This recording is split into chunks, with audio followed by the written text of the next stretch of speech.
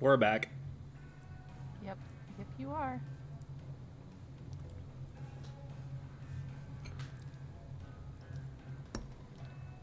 Good day to all of you gamers. Oh.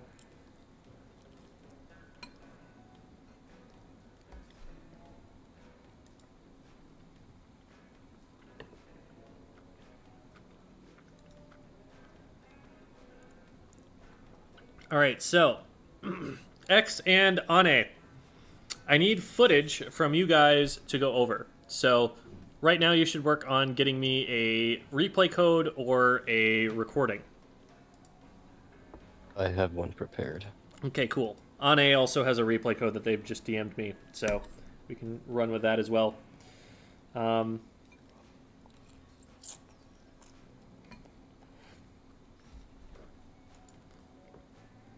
there it is from X. Okay.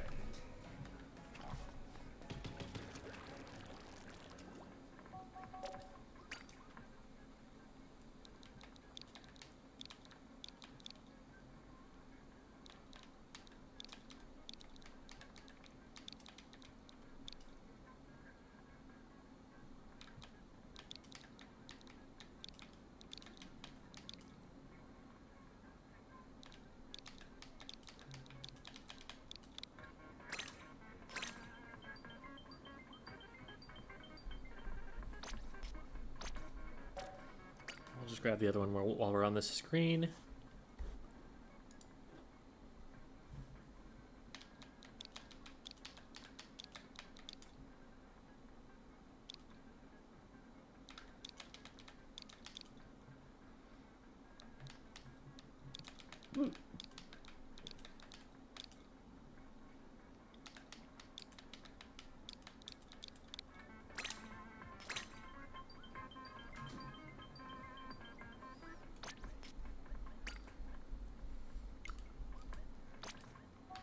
Okay, we've got both of those downloaded. We'll just start with X here. We'll get that all loaded up. And I need to share my screen with you.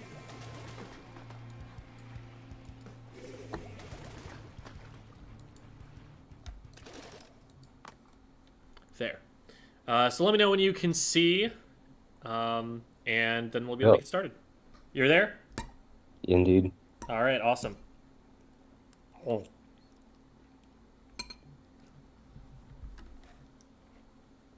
So is this just solo queue? Yeah. All right. I don't remember what mode, but It is tower solo control. queue. So, yeah, I asked because the comps look like solo queue comps. So, Yeah, that.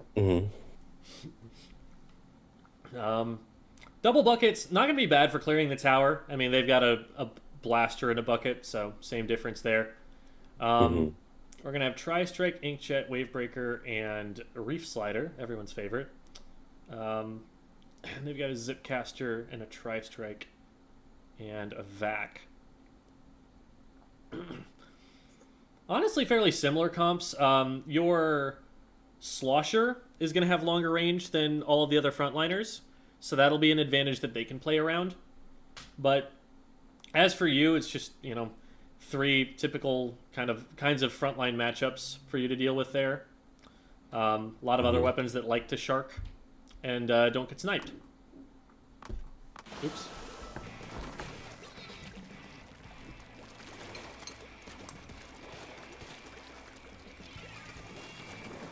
Okay. So we run straight to mid here. I think that if there's anyone on your team that is equipped to flank, it's probably you. One neat thing that you can do with Inkjet on the sides here is use it to get up over that ledge and just delete someone as soon as you rise up over the top. And it's a fairly safe place to leave the Inkjet jump point. So I would say, not a bad idea to, show yourself here, but at some point you really want to be rotating over to be taking the fights from the right or the left instead of trying to hold straight up down the middle. Because everyone's going to be watching the middle, and you don't want to be in the place where everyone's watching. You want to be able to get on top of people before they're watching you. So better to be taking the flank routes when possible, than to just kind of try and hold position in mid, because weapons that outrange you will do a better job of that. There, nice follow-up from your teammate here, noticing that there's a fight going on over there and being able to help out, and excellent, excellent. From there, I would have actually just stayed squid form and gone through the grating there and tried to get up on the switchback and keep chasing them, because that's a charger. Like, you out DPS them, and if you can just get on top of them, you probably get that pick too. Yeah, that was the idea. I just didn't think of going through the grate. Yeah, so I take it the goal here is to get up over the top. So you have an inkjet. That inkjet isn't going to be as useful if you use it over the top right, because you're going to bump your head on the tent, and it's going to get in the way of stuff. Yeah, I've definitely experienced that. So this might actually be a good time to use it, since you have it, and there's someone who's aggressing your E-leader here and threatening the push. Okay, E-leader's able to actually take it out. Nice, nice. Okay, we get a direct with that. I like that you're using that shot to like aim it where you want to aim like at the furthest point that they could reach in that direction, because then even if they don't end up committing hard enough to go that far, you are still cutting them off from being able to go there, which is Yeah, so I good. played a little bit of T-Tekken 2 towards There the you end go. there, Yeah. so I have a little bit of... See, you know your inkjets. You've got your stuff. Yeah. I miss her.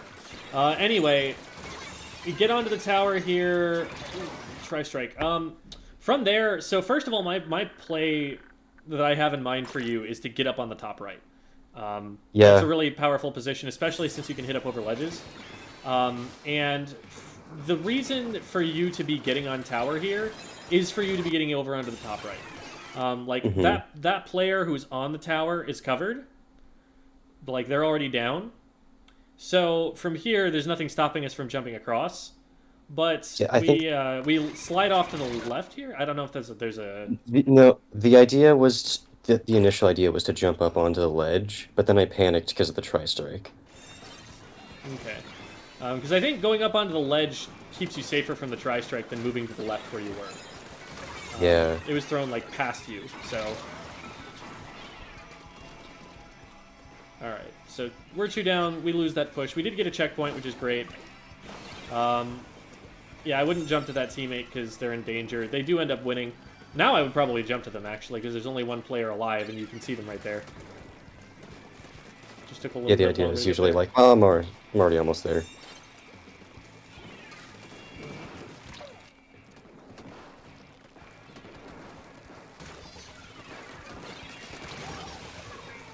We get one.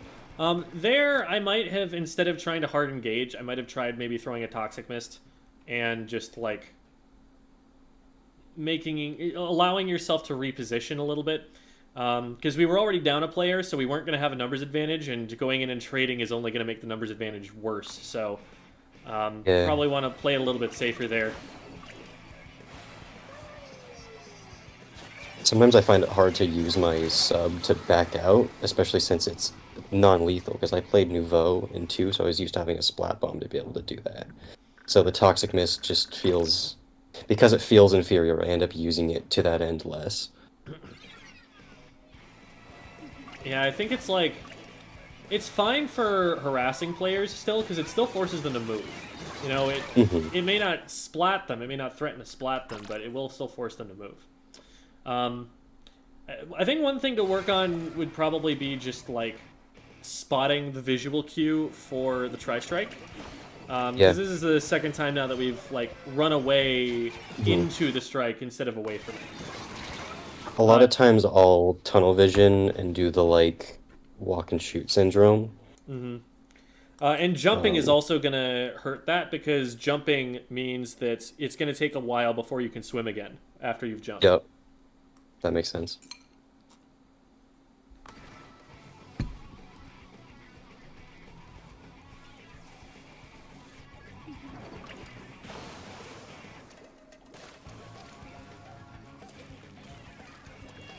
Okay, 2v2 situation. Both of you are right here, and you're making yourself visible while they're sharking. as soon as possible, you want to take an off angle. You want to get at an angle where they won't accidentally hit your teammate by aiming at you. Because right now, like, the way that you're playing around this, they're very likely to just toss some shots over the side or throw a bomb or something, and that might accidentally reveal your teammate, who they don't know about yet otherwise. Okay. I mean, they ended up revealing that's literally what just happened. Like, the Luna Blaster saw you, and so they were already looking there. So when your teammate actually went for it, they got shot when the player was really aiming at you. Okay, that makes sense. And that's what I mean by I kind of tunnel vision a little bit, because I was like hard focusing, like, all right, they almost have lead. I need to get the tower back, but then I stopped paying attention to like my periphery. Yeah, I think it's easy to say, like, oh, I had tunnel vision. What you want to be doing, though, is, because just saying I had tunnel vision doesn't give you the clearest sense of what you need to do differently to avoid it next time. So what I like to, tell people to do is to think about, like, what thing could have been a warning sign for you. Like, what should have jolted you enough that you did see to make you behave differently in that moment. So, for example, my teammate is sharking. Even just my teammate is here. I'm gonna take an off angle from them. That's something where, like, if you notice yourself stepping on your teammate's toes, if you notice yourself getting a certain distance away from your teammate, that should be an alarm bell, because, that's the way that every charger collab ever has happened. So that would be something I would say to start training yourself to notice, so that it jolts you out of whatever it is you're thinking of. Like, all right, I'm going to focus on getting to the oh, wait, I'm on top of my teammate. And, like, you actually have that realization, and it pushes you a different way. There will always be something... There will always be something that you're focusing on at the expense of other things. The trick is to find a trigger that will actually stop you from focusing on that thing. And, whenever there's some kind of danger, there's usually a warning sign within the first, 5 seconds before it. And if you spot that warning sign and you train yourself that when you see that warning sign, it's causing you to do something else, now you're actually going to be able to survive it. Okay. Yeah, I'll keep that in mind. Because what this is making me think of is how I can use that knowledge of where my teammates are and use the slosher's ability to use geometry to sort of take those off angles. I think there I would have just dropped off to the right. Because if you attack the tower from the right and they attack it from in front, it gets stopped. Yeah.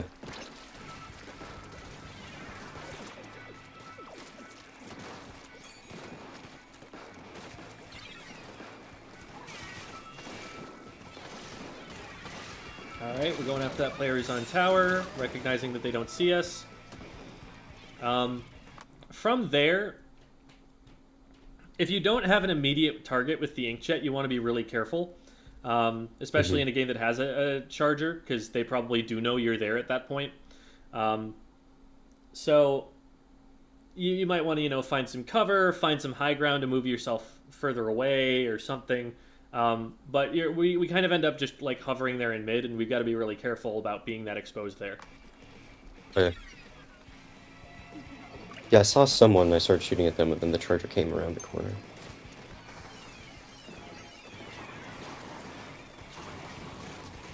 Yeah, that's a good position to just take tower from. You get 2 there.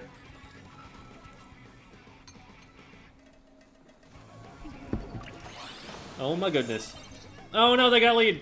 They were so... We lost this game by that one point. That's so unfortunate.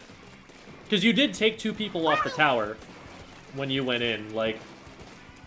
You did about as much as you expect to do a lot of the time as a tri-slosher.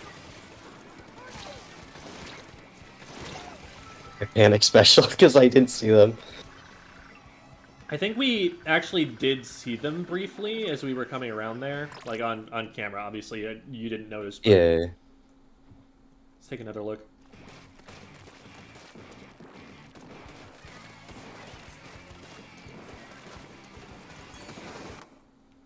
Actually, that's the bucket we Yeah. see on the right.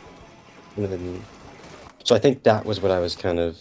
Actually, no, I ignored them. It's right here that we see Yeah. the T-Tech, but they're already like right on top Okay. of you. Yeah.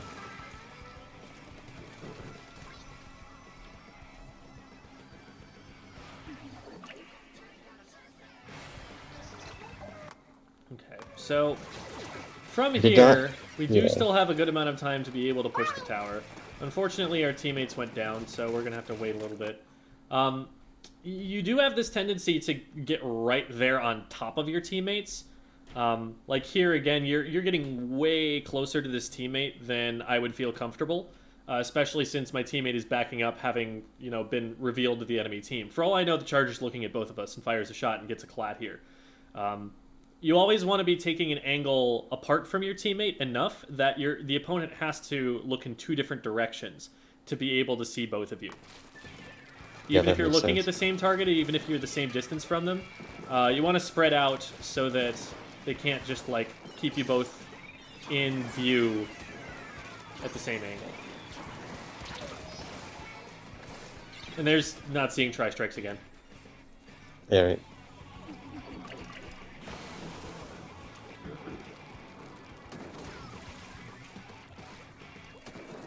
Tri-strikes are a very similar thing to like the stepping on your opponent's toes thing, in that it's just something that you need to train yourself to actually like trigger a response. You need to like condition yourself that when this thing happens, I am getting out of there because it is more dangerous than I am giving it credit for. With my movement there.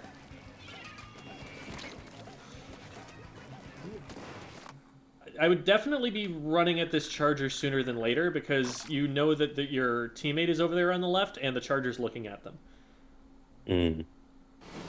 Because we're painting very cautiously, but this is not a weapon that paints cautiously well. Like, you're not painting very thoroughly.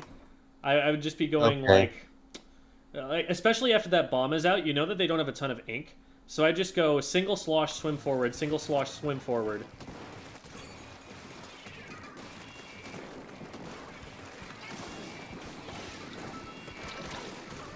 Nice shot.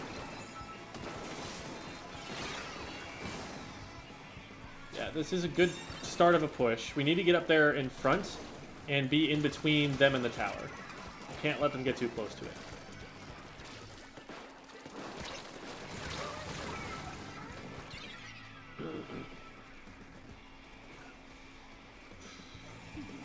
I think there it probably would have been better to get a little bit further in before you engaged, so that you're surprising people. Because they expect to see resistance that close to the tower. They don't expect to see resistance if you're, like, really deep into their base. So you're more likely to be able to get a pick off by being there. And, it's also riskier because they could see you coming or, any of these variety of things that could happen. But for how much you need to push, you probably need to play pretty aggressively at the end of the game right there. And taking, like, an open sightlines 1v1 against the other tri-slosher probably isn't going to help you protect the tower as much as if you can get 2 sloshes off before the tri-slosher can get 1.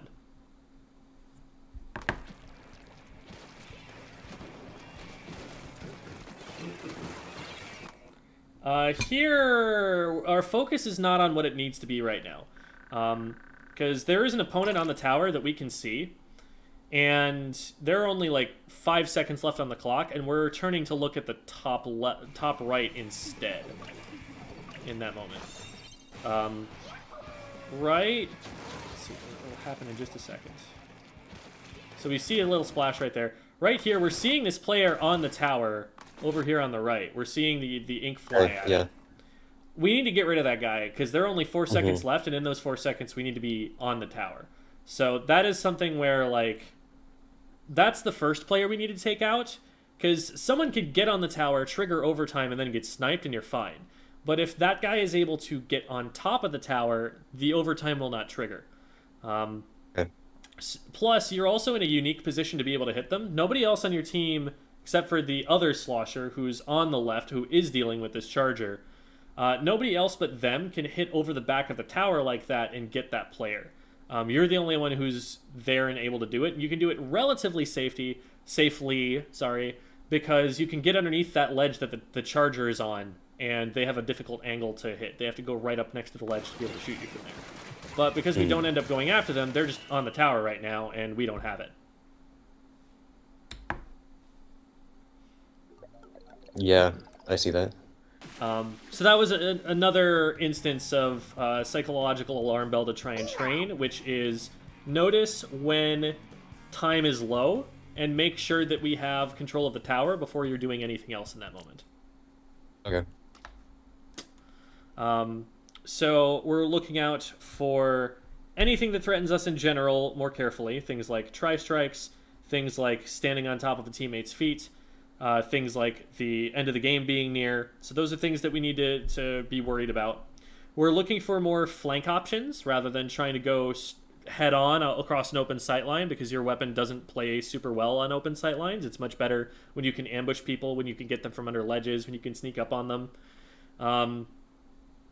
And with inkjets, we're always looking to start those from underneath ledges so that we can get an immediate pick as soon as we go up over the top of it, and then we end up landing in a spot that's more difficult for the opponents to see. And that way we're not going to be out in the open with those inkjets as much. And once we use the inkjet, we're trying to look for more high ground if we can possibly find it, so that we can keep putting distance in between us and the teammates of the opponent we splatted that are trying to go after us. All right. Do you have any questions for me? You answered all the ones I had initially. Because what I find personally is that I'll go too far in.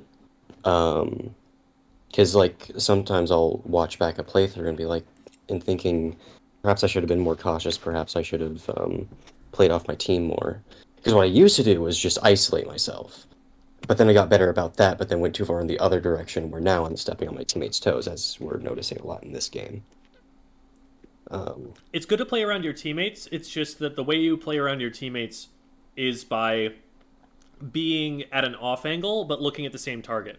Like, you want to be about as far forward as your teammates are, and you want to be near enough to your opponents, or to your teammates, that you can help when they do get into a fight. So you do still want to be close to them, just not that close. There's like a little bit of a personal bubble, a little bit of a personal space there that you want to respect. Which, now that I hear it worded like that, it makes a lot of sense, so I can work on that as I play. Just practice social distancing, 6 feet. Yeah, wear a mask. Exactly. All right. Well, thank you very much. That was extremely helpful. Yeah, absolutely. You have a good one. You as well. All right. So next up, we'll have Ane, who is one of our mods. And thank you so much, Rami XZ, for the donation. It says, "Hi, I love your videos." Well, thank you. Glad to hear people are enjoying them. Am I allowed to share my code here? The players who are being reviewed here have signed up months in advance. Like the current earliest available is the second week of April.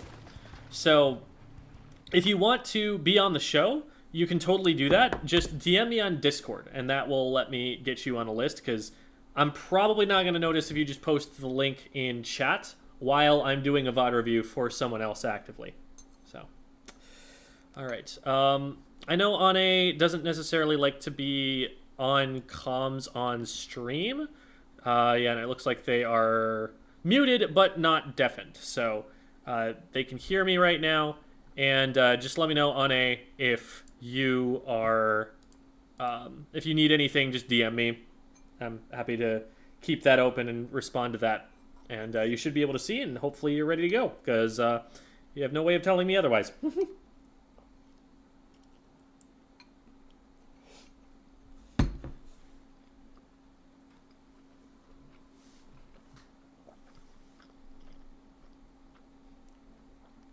The question was, I want to ask about stealth jump. I thought it was meant so that my jump marker was deleted as I super jump, but it seems that there's always people waiting for me as I jump down.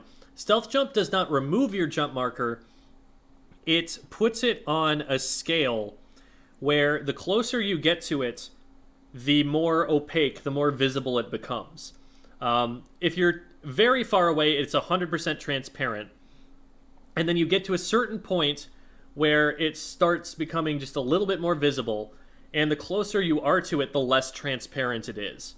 So it does help, just not if they're already right on top of the super jump. Okay. So, let's get started for Ane. Plain sketty? It's sketty with pasta sauce, is what it is. Yes. And hello teacher, how's life? Life's pretty good. I'm not doing too bad. Let's get going.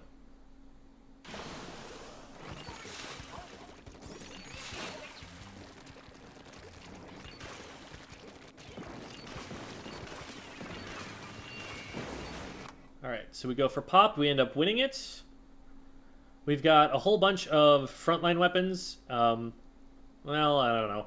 Junior's more supportive, but Zap and Shot are definitely going to want to run in after the opponents. So, very aggressive comp. Pretty fast, so should be pretty good for Rainmaker.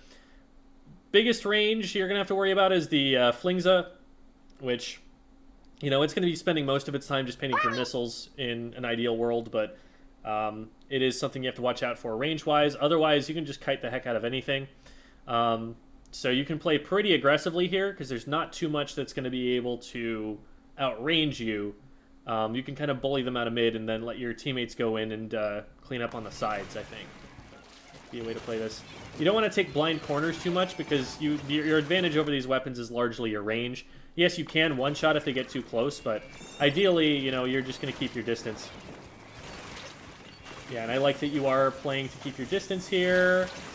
A little bit scary the way that you ran to get the missiles because I was worried you were going to draw them to your teammate, but I don't know, they do end up getting splatted here. There might have been a way to avoid that.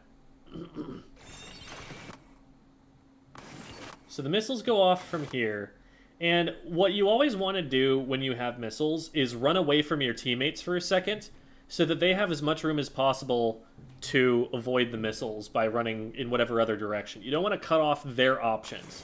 Because when you run forward here, you're running in the direction your teammate is trying to go. And so that's going to lay the missiles down where they are, force them further into the fight, and once they get further into the fight, they're trying to dodge away from this player on their right, but they end up running right into a bomb. If you had backed away from them, they would have had the opportunity to just, like, choose to back up, to do a number of different things. But the missiles kind of cut off one of their escape routes, and so they ended up going down. There is someone behind you, I believe. There was the junior over there who popped the bubble. I'm surprised that they're not getting on top of you or anything. A little bit too close to the triple ink strike there. It does give you an indicator of how far it's going to go, and you just got to trust that, like, no, it is actually going to go there. Good for you to be respectful of the Flingza here.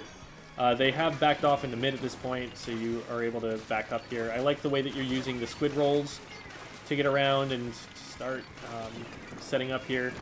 That was an excellent Zipcaster opportunity, I think, because they're in a big bubbler, right? But if you just go zip to the left and then zip into the bubble, I bet you are able to just melee them both. As we can see right here, you know, there's a player in the bubble, there's a player jumping to the bubble.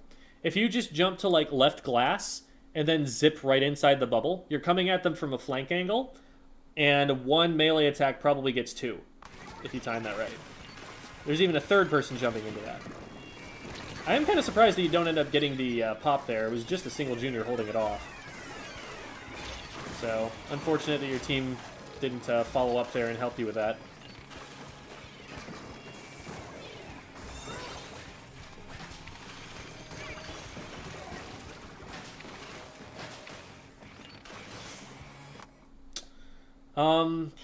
There, I would have, again, been more aggressive with the Zipcaster. If anything, you're safer going past them than you are like just staying out in front of them and not really going in for anything. Like, you watch like Kyo or Chara go in for a Zipcaster, and they're diving in past the opponents with the Zipcaster, and like running in a circle around them and just trying to be elusive, evasive, getting them to turn and face the wrong way. Getting them to turn and face the wrong way, or getting them to move, are the most important goals of the Zipcaster. If you get picks, that's great, but a Zipcaster is pretty easy to defend against. What you're really looking for here is to make them look in the wrong direction. I was unaware you can zip through bubbles, not super experienced. Yeah, no, you can totally just go through there. It's not stopping you from moving into the bubble. So, even if it were to block the arm, you could just zip to the wall behind it. And even then that would be a good play, because then you could just dash through with the melee attack and still hit multiple people. Ane says, I was unaware you can zip through bubbles, not super experienced with this weapon or Zipcaster. Yeah, Zipcaster is one of the more challenging specials that I think has ever been in Splatoon. It's really not easy to get value out of. It takes a lot of game knowledge, and it takes you thinking about the game in a certain way to be able to get value out of it. But I would definitely just go and watch Kyo in 20XX on Team Flippa-Floppa. Because Kyo's Zipcasters were beautiful. They show off like exactly how aggressively to play with it, and how you can still stay safe while being that aggressive. I probably wouldn't have stayed as close to the bomb as you did there, because you've got a little bit of damage chunked on you now just because of the indirect damage from the bomb that you could have just avoided. And it's like, it's not that much damage, but also if someone engages on you and it looks like someone's coming up on the left, you may not have time to heal before that player's on top of you. So, it ends up being okay. And we end up collapsing, getting the junior.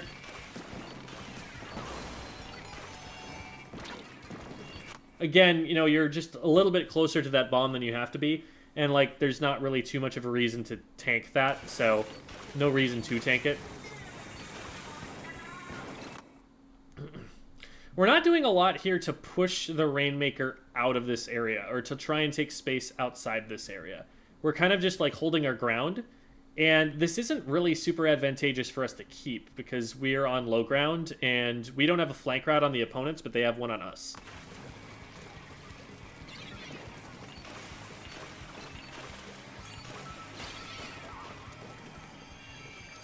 Unfortunate, we just one shot short of being able to splat from there. This would actually be a moment to zipcast in, because you could zipcast through those two players on the left if your teammates were to push in with you, and they'd be able to flank. And all you'd have to do is like zipcast behind them and immediately zipcast up to a wall or something, you know, make it impossible for them to keep shooting at you. So then, in order to splat you, they have to do this crazy like 180 to follow you as you zip past them. And hit 3 shots before you're out of there. And in the meantime, that's caused them to turn their back to, say, Re-Chaos over here on the left. Okay, so you end up winning it anyway, so it doesn't make a huge difference there. But, like, I'm trying to give some ideas for how I could see someone using Zipcaster in these positions so that you have an idea of how to use it. But cool, we save it, and now we can probably use it to help us push in here. And get something going against the enemy team while we push. We're going in, trying to use it from here. If players run away from you, you can just chase them with the Zipcaster, because the Zipcaster, remember, does damage. If you just zip on top of them twice, it should splat. So that's an option rather than trying to chase them with the main weapon if they get a better angle and they get away from you. Is Zipcast considered a mess special? Zipcast is, I think, better than I gave it credit for at first, but it is very hard. It is very, very easy to get a Zipcaster that does not accomplish anything. It is very hard to get a Zipcaster that does accomplish something. But what it does accomplish is something that no other special in the game is capable of accomplishing. So I think it is still viable given the right weapon to use it, and Stamper is definitely a good weapon to use it.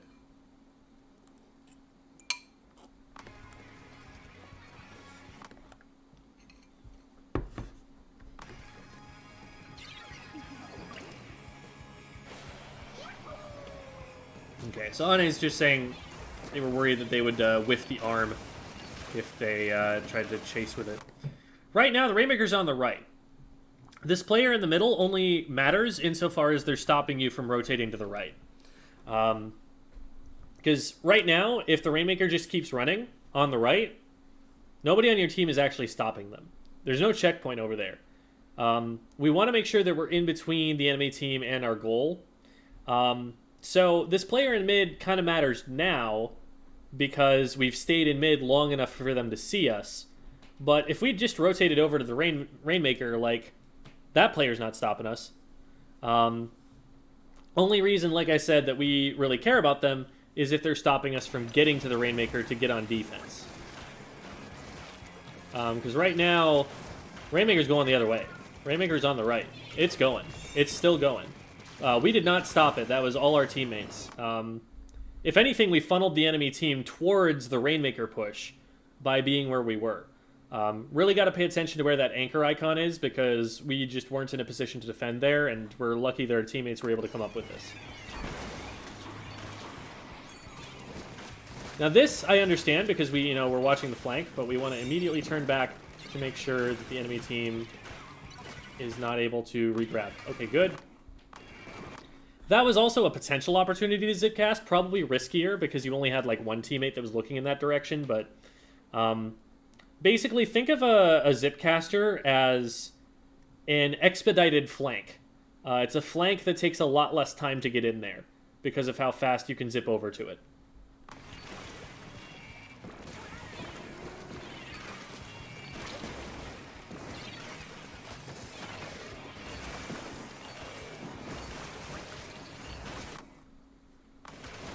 Imagine, for instance, right now that instead of being this far backed up, you had, like, zipped over the top or something and you were behind the Rainmaker. So now the enemy team, instead of looking forward at your team, has to look backwards at you.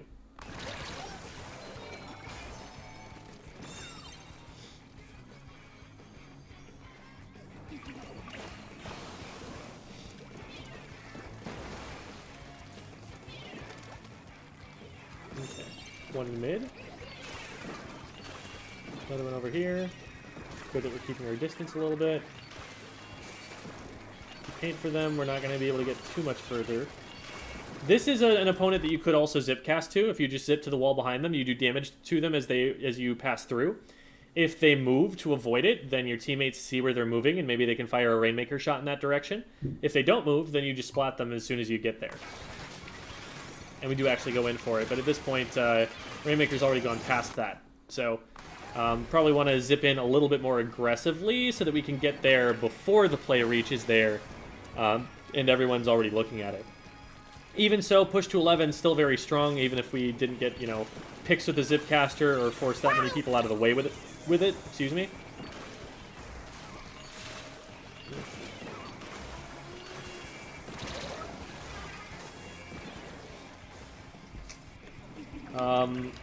Looks like...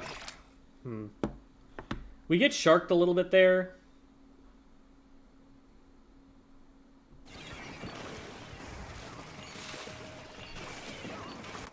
Okay, so we did just hit someone over there. They come around from the left.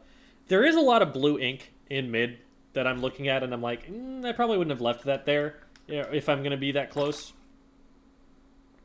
But let's see where this player comes from on the overhead.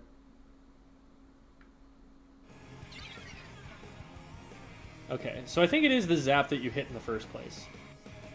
You hit them right, like, there, and then they immediately run over to the right and just come straight after you. So I don't... Did you recognize that you'd hit that player? Because it might be that you just missed that you hit them, and so you didn't know that they were, like, aware of your location.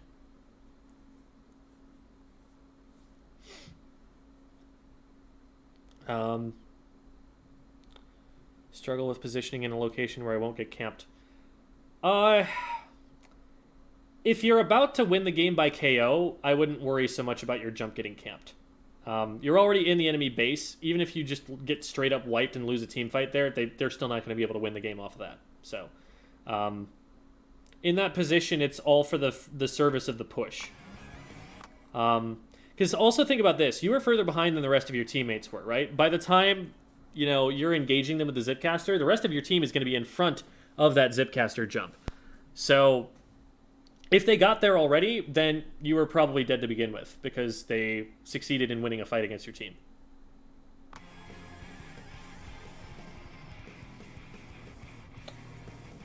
So, we're in here and we get bombed. The jump from let me just take a quick look from the perspective of the map. So we're going to go down here to the zap.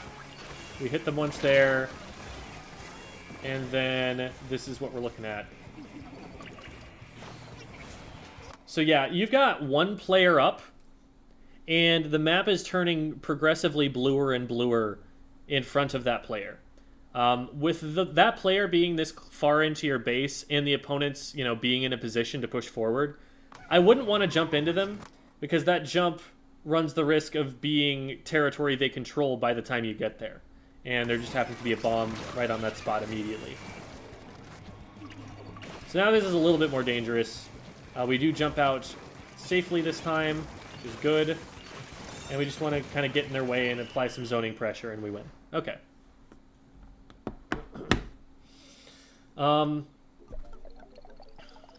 So defensive painting was definitely one thing there, making sure that angles that opponents can use to approach you are cut off before you commit to a position. But that will enable you to play more aggressively. Because I think what's happening is you're playing a little on the passive side because you're worried about getting sharked like that NZAP did to you. And so what you want to do is paint more efficiently to protect yourself so that, those things don't happen to you. And that being safer like that will enable you to play more aggressively, and especially take zipcasts that go in and really kind of disrupt things, mess stuff up, instead of being really, really safe and using up the whole zipcaster before you ever reach anybody.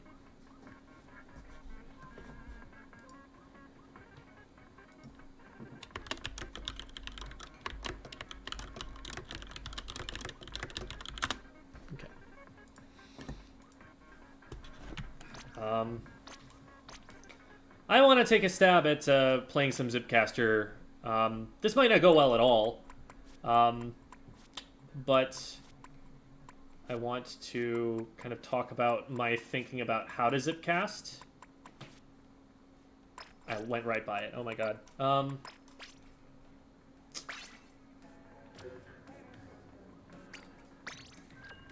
And maybe this will spark some ideas.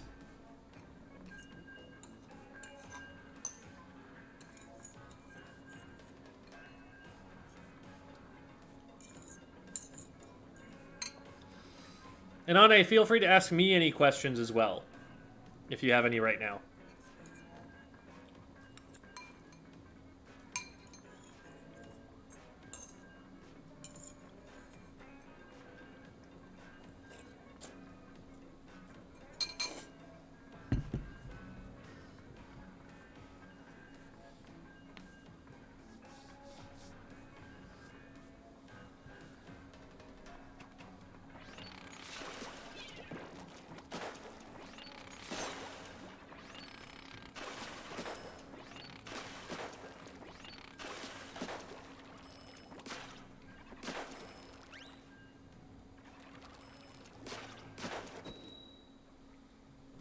Ane is typing, so I'm waiting for that question to come in here. Does intensify action affect Splatana RNG? There is no RNG on a Splatana's aim. It goes right where the cursor is.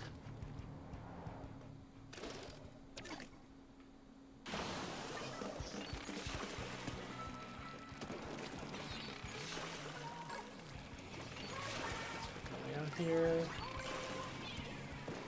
Oh, that's a charge. I was not expecting them to be the one that took that position. I'm getting pushed over here. I should probably back away.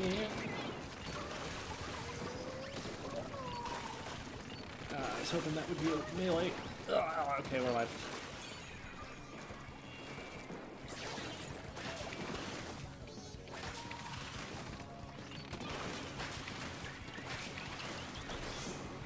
There. See, I got up in their faces, and they never touched me.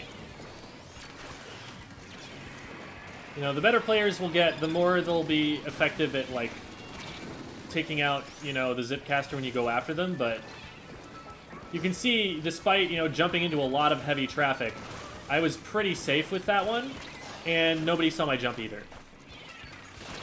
Oh, crud. Right into the bomb.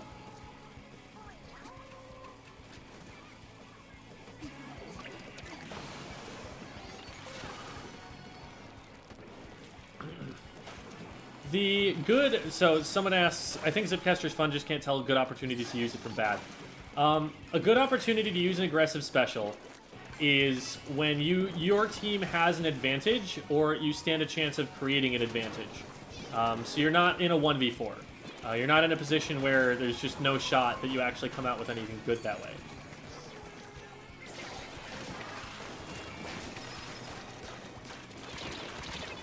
Oh, man.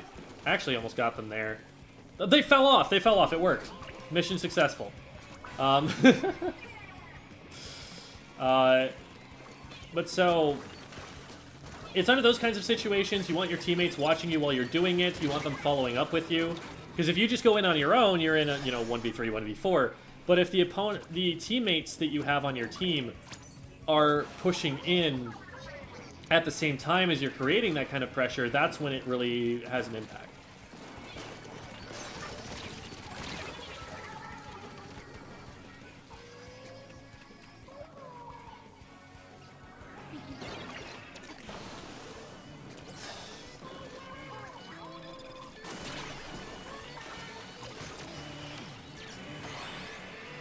Go.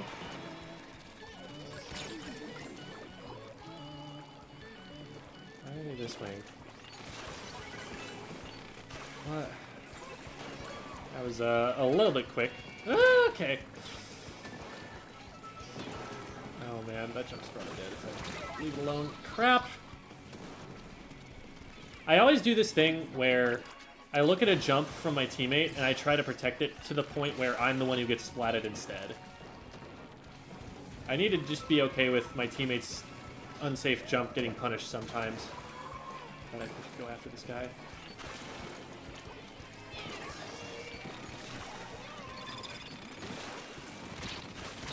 Ah, that didn't dash.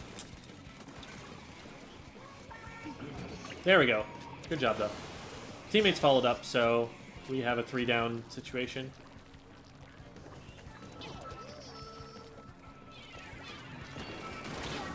What? Oh. What is with this swaying? I don't know what they're trying to communicate to us.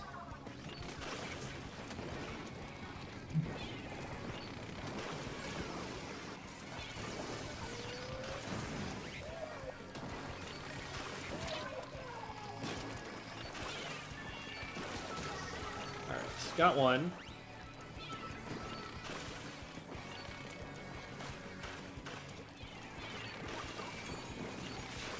Nice. See, I'm not going for a Zipcaster here because I don't see a lot of support from my team right now. If I, like, go in, I'm not going to expect a lot of help. Here, they're a little bit closer, and I might be able to... Nope, not quite. Too many people watching me there. I also am not great at judging exactly when the melee hitbox is going to land. That's a problem I have on this weapon. So there will be some times where I'll hit a charge shot when I'm meaning to hit the melee. I can't stop this. Neither can that team who's jumping in. Yeah, that's going to be game.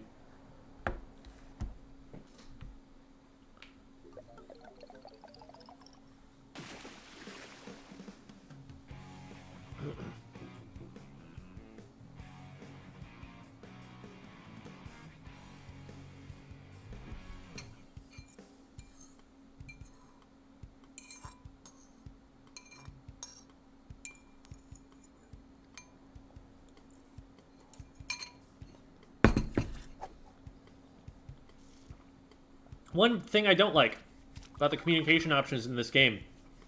What does this way mean? Does this mean look this way? Or does it mean go this way? Am I looking that way because there's danger there and you want me to stay away from it?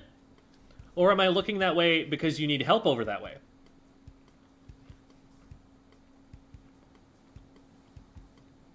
Not always the easiest thing to tell.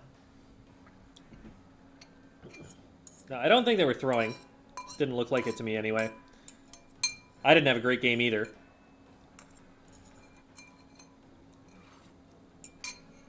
Alright. I'm gonna go put the dish away. I'll be right back.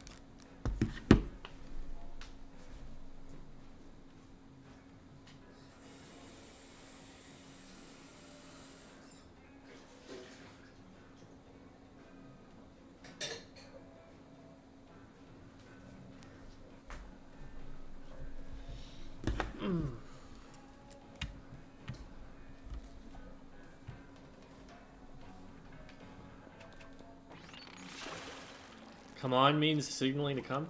It's not come on, though. It's this way. If it was come on, that would make sense. But that's not what the words say. Even if it means come on to you, that doesn't mean it means come on to other people.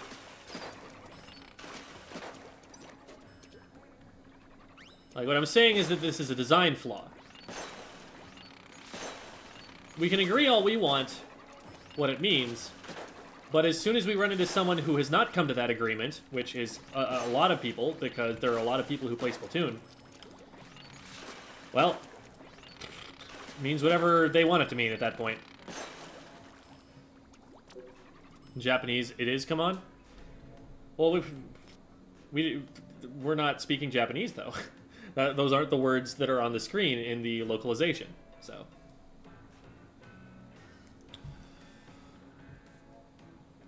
And that's the problem entirely. Come on is way more ambiguous? No. This way is more ambiguous than come on. Come on is like telling someone to come in a certain direction. Or at least to move themselves. This way, we don't even know whether we're moving ourselves or moving our eyes. I legitimately had someone in competitive play in a scrim once tell me that they were this waying when there was someone nearby that I should try to avoid. And while I think that that is not the way that most people are going to understand it, the fact that that ambiguity exists is a problem.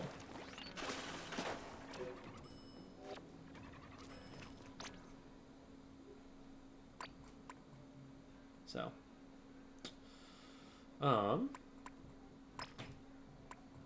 what are the modes right now? What do we got? Zones, Eel Tail, and Wahoo.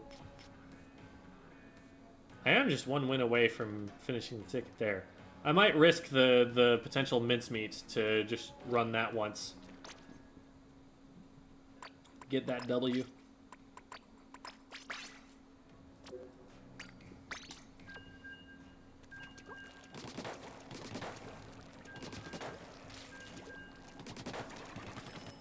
Maybe it was supposed to be ambiguous? Yes, Nintendo's giving us communication options that are open to interpretation. They're subjective, you know? They're the most useful kind of call-outs for a competitive game.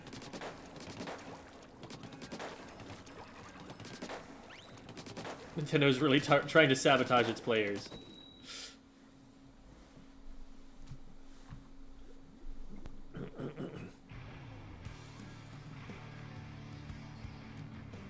Yeah, is Naisu? Oh, awesome.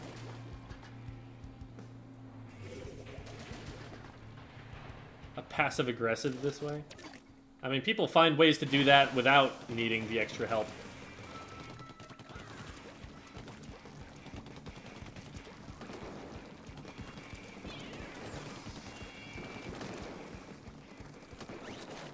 Ah, okay. I see. I get it. I get it, leader. I'm not welcome here.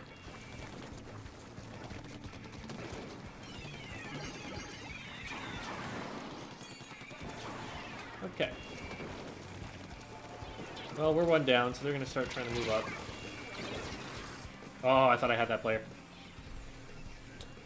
Good shot on the tower, though.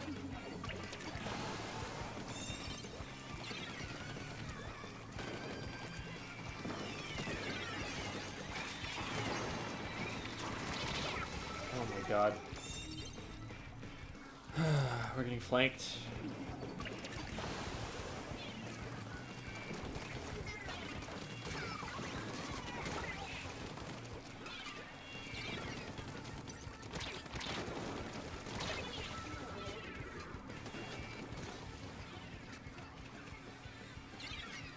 We're not being very successful at surviving the 10 attack right now.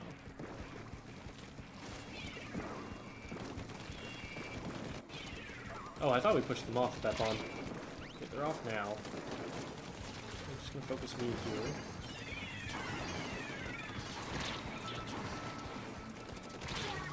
Oh my goodness. There we go. Nice, nice, nice. 3 down. Alright, let's get up into their base stat, because this is our only chance we're going to get to do it. Ah.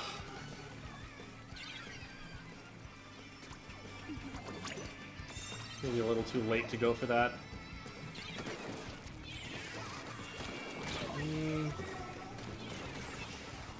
I do not like this map. There is nowhere to stand in it.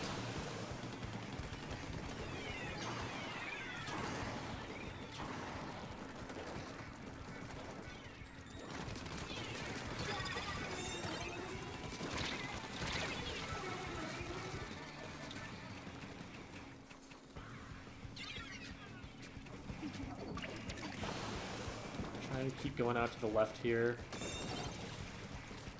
We got another one.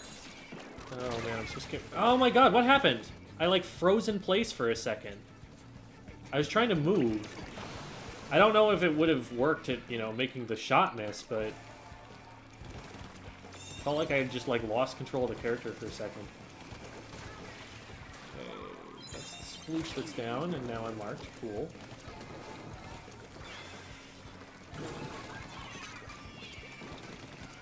Need to push up ahead to make some space here. Well, they tri-strike better, I guess.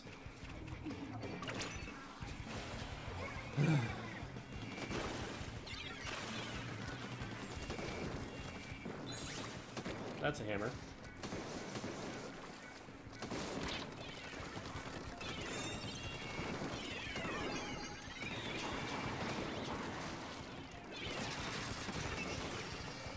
How did that work? The crab was out for so long before they actually went down. That's confusing. There's one. There's two. Might actually have something here. Okay, nice. We got that player. Oh, no. You hate to see it. Yes, I got them back. This should be lead.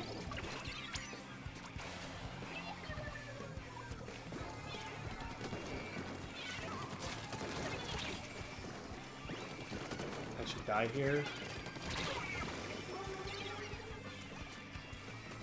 Okay,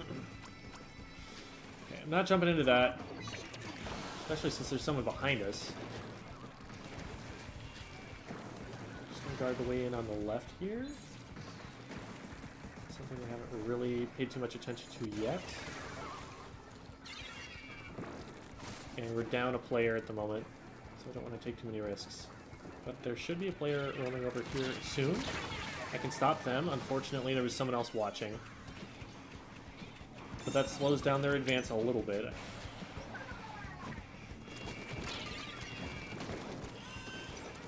Corner is cleared. They have to go after it, which is up there. Leader down. Tower's cleared. One more on here. Okay, we stopped it. Good tap shots from the leader. That was a little bit scary at the end. Like, for how many players we had up on them, they definitely made it further than I had hoped they would, but we were able to pull it off.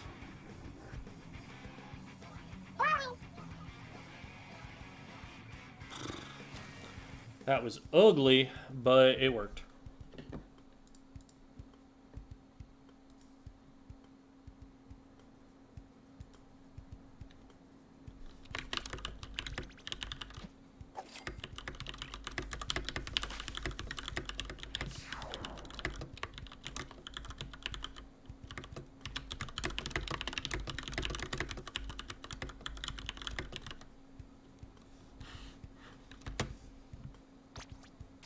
Yay, S plus 11 for all that means.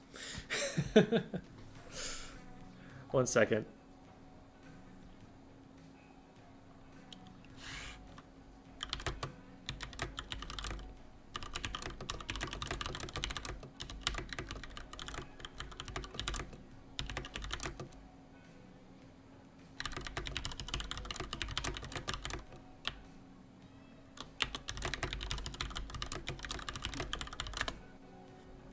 Okay.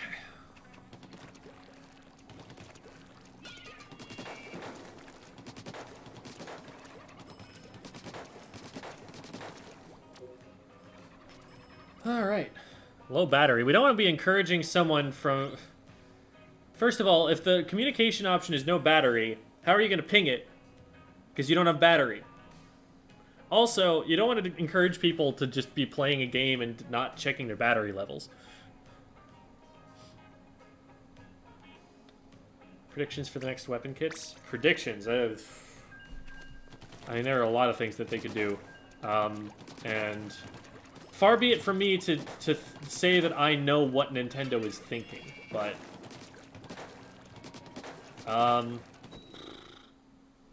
I mean, you can always go and make predictions about whether they'll want to bring old kits back.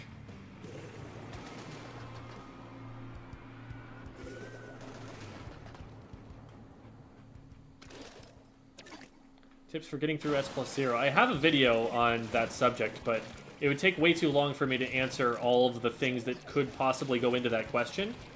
And I also don't know how you play, so I don't know what mistakes you're making. So it's not the most useful of questions.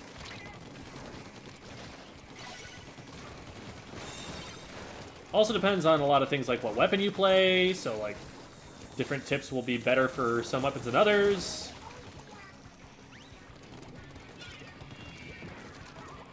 Can anyone see me? They didn't see me, right? I don't think they saw me. Yeah, nobody saw me. We're good.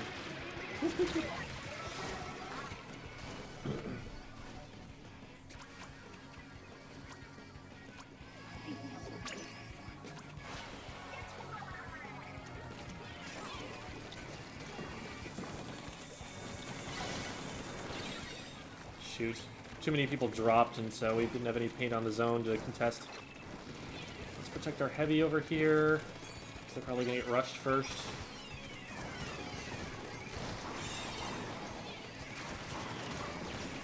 Nice. Okay. Pretty good position to be in. I'm worried about what's over there. And also what's over here. There's somebody coming up this way. Ah, okay, nice, nice, nice. I'll take a trade. I won't take 2 people going down, though. That's gonna leave them the zone. Farm up for our tri-strike here. We're very close to it.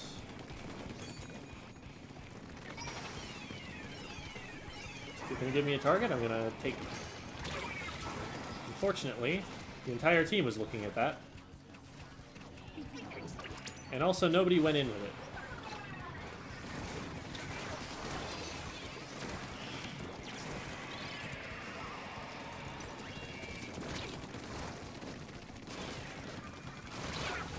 I'll take that trade because it paints the zone, and my teammates should be able to get there and paint it, right? Right? Because we have numbers. Let's go. Oh no, we're getting flanked. Protect. Okay, good, we got him.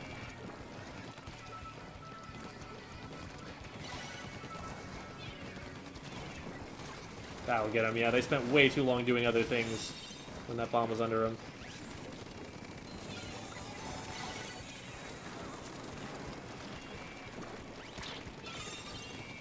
faked him out. Probably going up the wall. Yeah, we'll pop this anyway.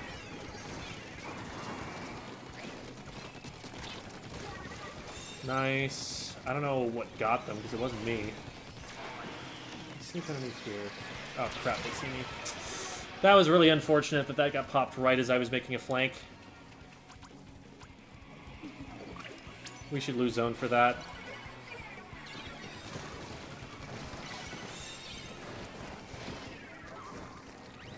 So that would be shot. They've got Zuka. I was hoping that bomb was going to get him so that they wouldn't have any more shots of it.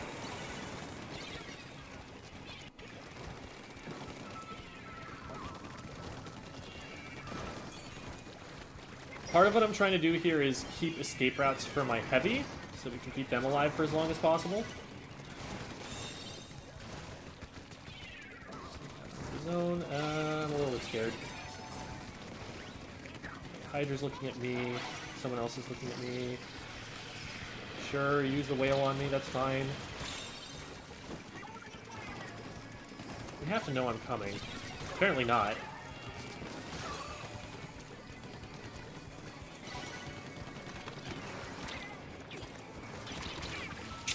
Alright, well I got two. Come on guys, let's get in there.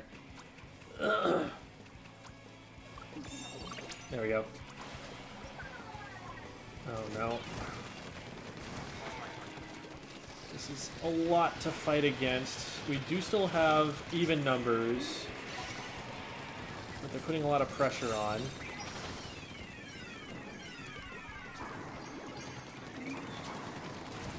That will create some space. If we can get something here.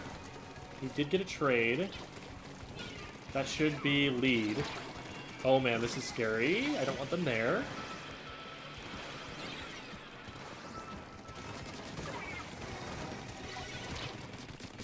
Oh, get outplayed.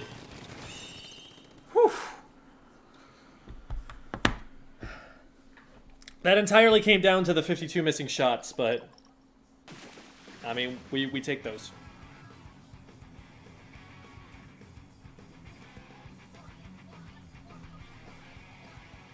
We have a question related to what you discussed with Hazmy, but it's too long for YouTube chat or Discord. Do you mind if we DM'd you? Yeah, go for it.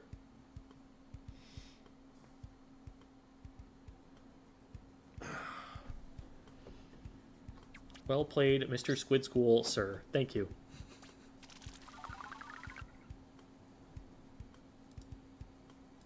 Oops, not that. I need to press this button. That button. And this button. And then this button. And then this button. There we go. I've pressed all the buttons.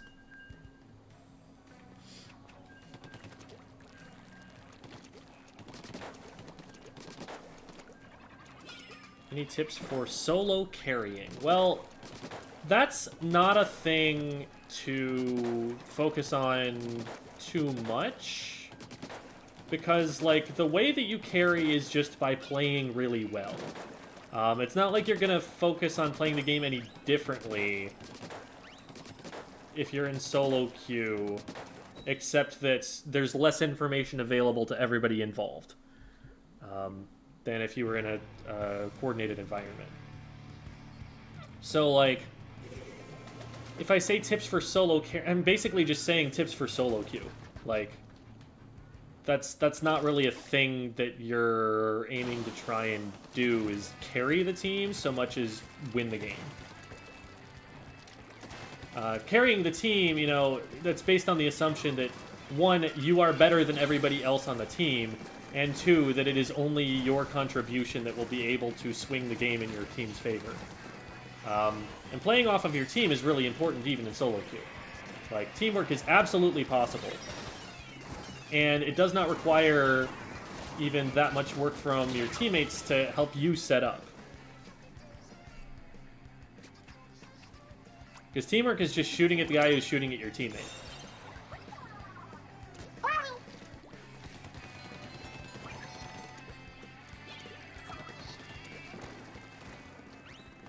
Like, I think that, one aspect of that idea that I do like is the idea of taking accountability for the result of the match. You know, like, if you lost, then consider what you could have done better. What I don't like about it is the idea that you are somehow above your teammates in that respect. That's something that, like, you'll see maybe a top player talk about if they're playing with people below their skill level. But if you're at your skill level, that's not a thing that's going to happen most of the time.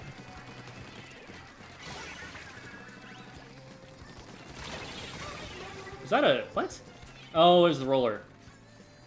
I was like, they don't have a blaster. It looked like a blaster shot.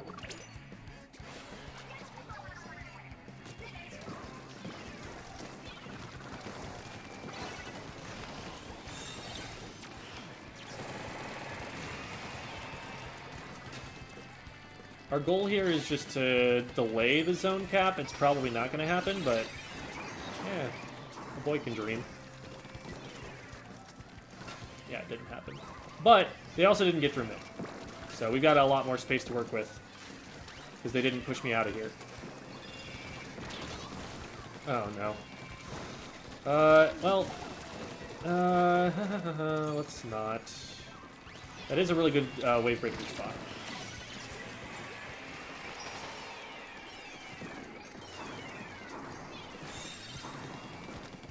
I think coming from below? What's going on down there?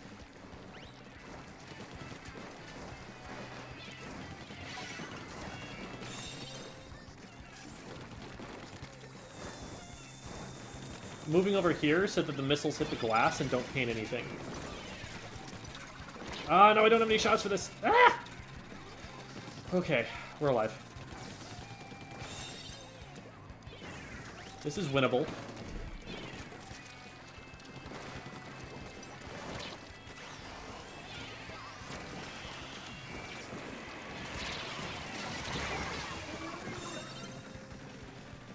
We might be able to hold. If we hold, we get lead. Oh man, I think we're gonna do it. We need to get paint control. 2. Oh my god. I don't have any paint. Man, we were 1 point off. Oh, I regret throwing that bomb. I've just been getting so much value out of the bombs so far. So many splats. Oh, no. That is not what we need right now.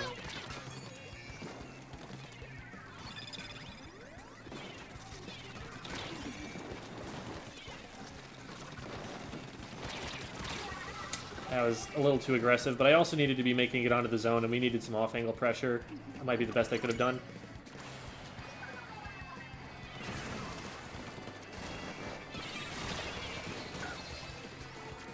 Yeah, that's probably it.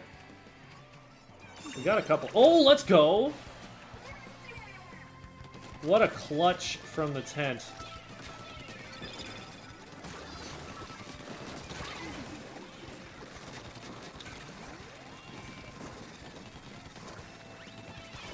This is all dependent on nobody coming from the left, and somebody finally did.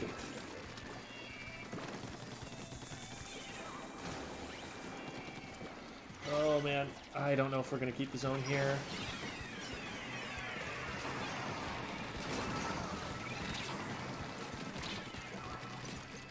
I can't even spare enough ink to fight them because I need it for the zone.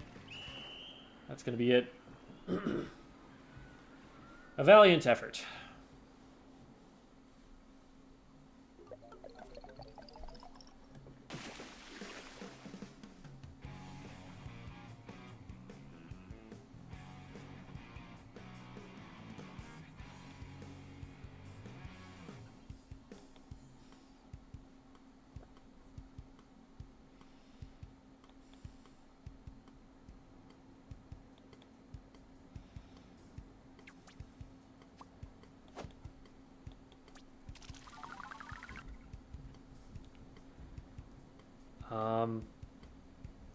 Do you see ProChar's video on why the maps are broken, how to fix? Yeah, I've seen that, and I've weighed in on that conversation a number of times. So the reason you aren't lobbing your strikes to make them land at the same time. I don't necessarily want them landing at the same time. Like, having them land at the same time is helpful for, like, splatting someone. But, for instance, I might want to lob one at the end to give me time to push forward and be there as it's landing. That's a really useful thing to do. I might have specific targets in mind, and so I'm trying to hit all 3 of those particular locations to displace people in all of those places. There are a lot of different things you can do with it.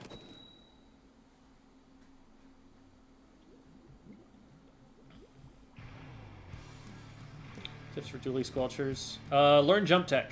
I have a video on that.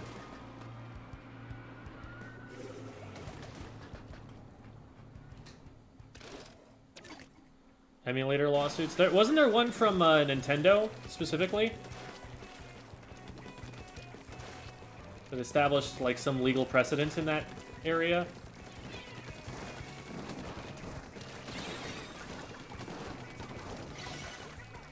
I'm not talking about the IP lawsuit that saved them Donkey Kong. Although that one is also very interesting.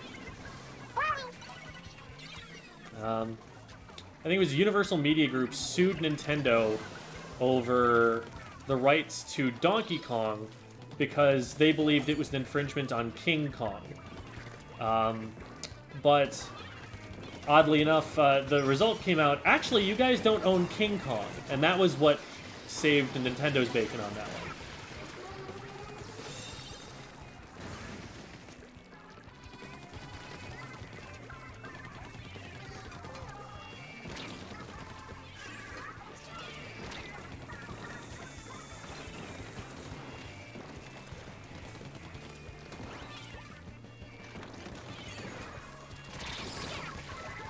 Alright, they were watching over their charger. I don't know why the charger was that far up when everyone else was that far back, but I probably shouldn't have tried to rush it. Me staying there is more annoying than me rushing it to get the pick and not succeeding. So, about that jump. Yeah. Sorry, bud. We need to stop staggering in. That's Azuka. You just stay right here.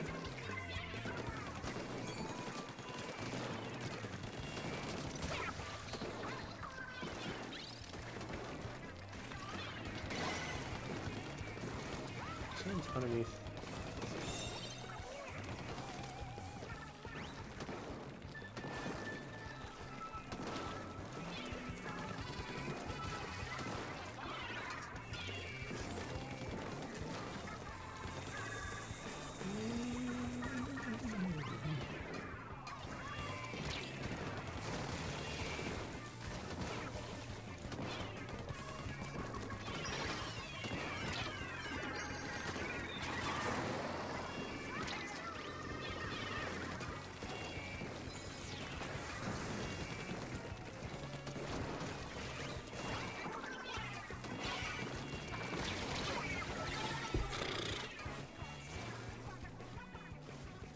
Alright, well, we got lead. Flings is flanking. Player's dead anyway. Fish needs to get out of there.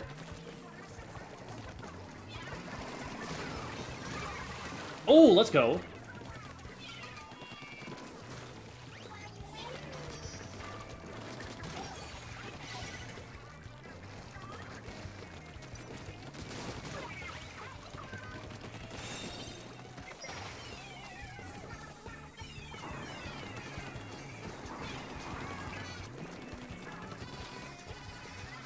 Their whole plat. I'm just gonna sit back here and wait for someone to do anything out of the way.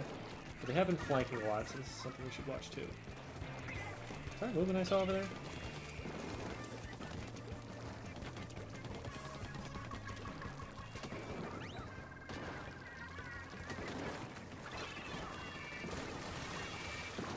Just gonna sneak forward here, see if we can catch anybody moving in. Oh, well, we don't need to. That is the game.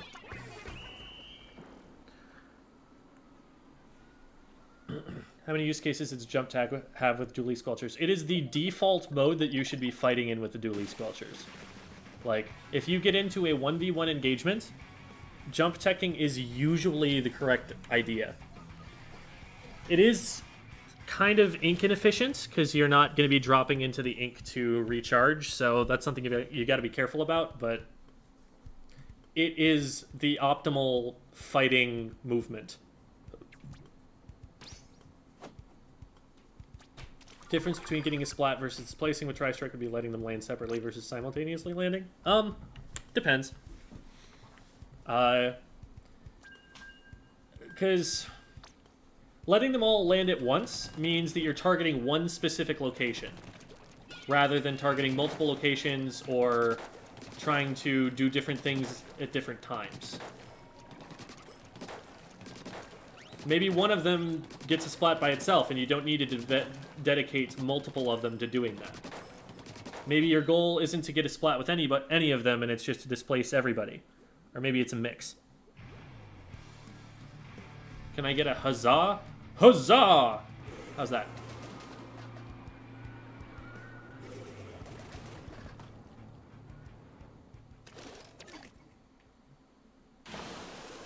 Did you demonstrate how to substrafe?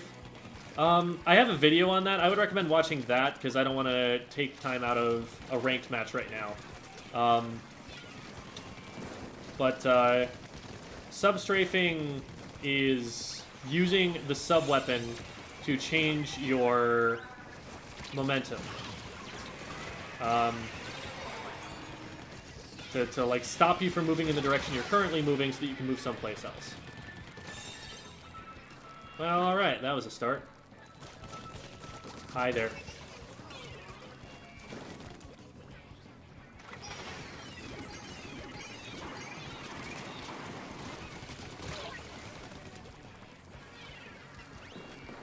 If they're gonna just walk up without painting defensively or anything, then, well, here we are. That's a hammer.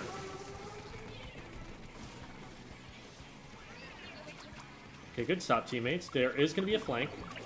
Actually, going to be two flanks. That's one of them. I can't stop the other one because they outranged me. I can stop them from coming that way, and then we can kill an aerospray because it's an aerospray. LOL.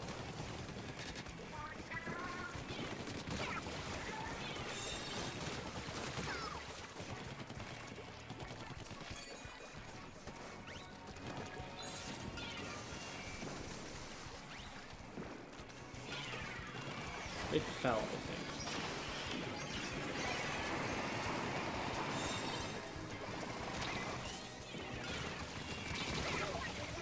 One of these ways that I say that Booyah Bomb is not a painting special, that I would, you know, be a little bit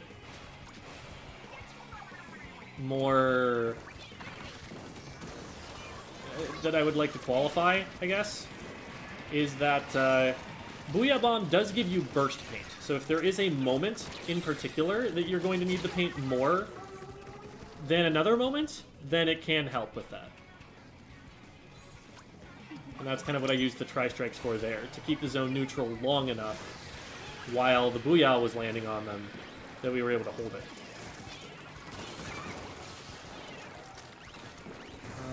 Did that go and hit anything? No, it didn't, but we can take this.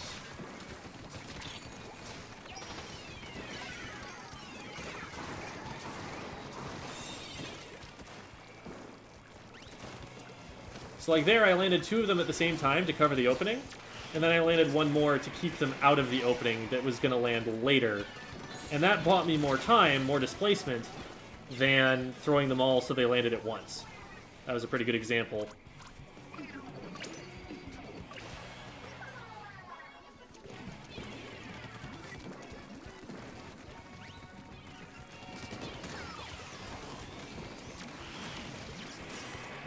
That's unfortunate. Okay, we're alive.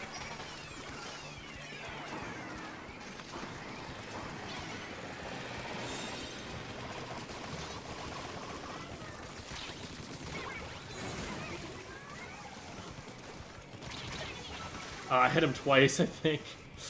Oh well. We should be able to hold from there. When you get a triple and die on the fourth, you don't complain too much. Your team should be able to hold that much at least. Oh, I didn't get the 52. I got somebody else. Who else was there? What?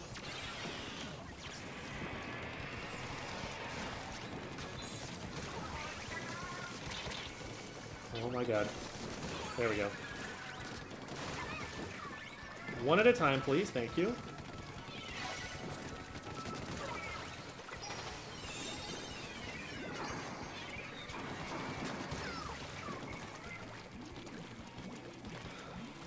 This is going to be a high KA game.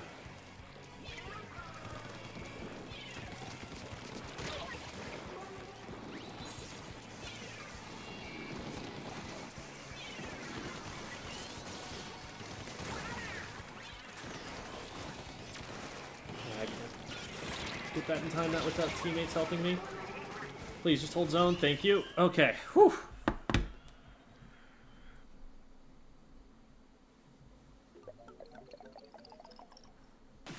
Yeah, zones is probably one of my least favorite modes because it uses less of the map than all of the other ones do. On all the modes that move, different parts of the map become important as the game progresses, and I find that to be more interesting than fighting over the same scrap of ground, taking exactly the same spots as you move up every time. Yeah, okay, 26 and 6. Saved the ticket, got 16.2. Alrighty then.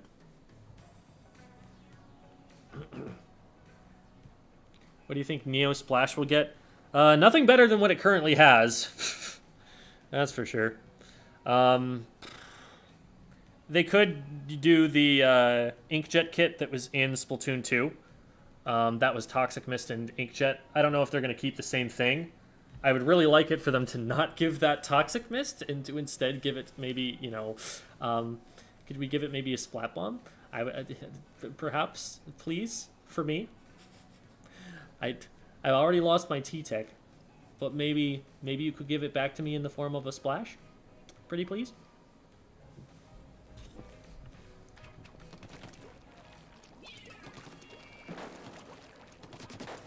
Actually affect your enjoyment? Yeah, because there's variety to the decisions that you're making. You have to analyze, okay, what position do I need to be taking at this point in time? Instead of, well, we've pushed the enemies out of here, and so now it's time to move to exactly this one spot. Like on tower control, there are some interesting decisions you can make about catching the tower on its way back when the enemy team clears it. There are some interesting decisions you can make about coming at the tower from a certain angle when it goes by a certain place. The zone, you know, there's nothing that you're going to do on zones that they're not expecting early.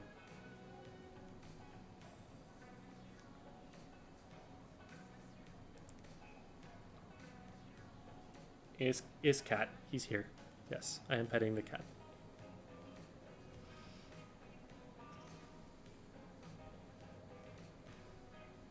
Hi, your kitty.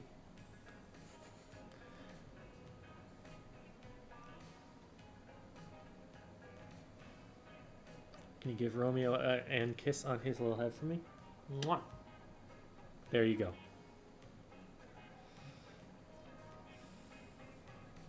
Yeah, there are a lot of good things you can give to the Splash, because it's just a very versatile weapon. But giving it a bad sub-weapon is going to doom it to never being used.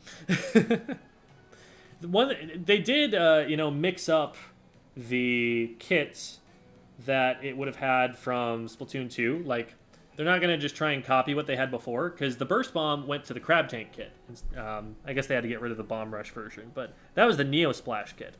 So, as for what the Vanilla Splash, or the new Neo Splash was going to be, like, for it to be the Vanilla kit, that would be confusing. What weapon does Romeo main? His claws on my leg.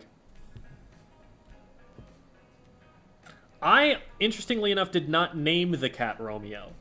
That would be a little bit too on the nose, I think. Can we get a gem meow? Meow. There you go.